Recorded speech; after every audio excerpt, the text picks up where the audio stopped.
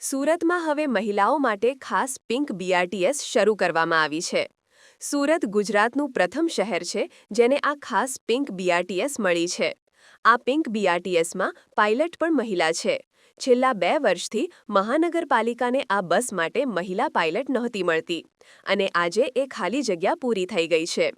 ઇન્દોરની રહેવાસી નિશા શર્મા, જેમણે ભારે વાહન ચલાવવાનો 4 વર્ષથી વધુનો અનુભવ છે, સુરતમાં 1 અઠવાડિયાની ટ્રેનિંગ પછી આજે ઓફિશિયલ ફ્લેગ ઓફ થયું। આ પહેલ સાથે સુરતમાં મહિલાઓ માટે રોજગારીના નવા દરવાજા ખુલ્યા છે। પહેલાથી ચાલતા પિંક ઈ-ઓટો પ્રોજેક્ટમાં 47 મહિલાઓને નોકરી મળી છે, તો હવે મહિલા પાયલટ્સ વધશે તો પિંક બસોની સંખ્યા પણ વધશે।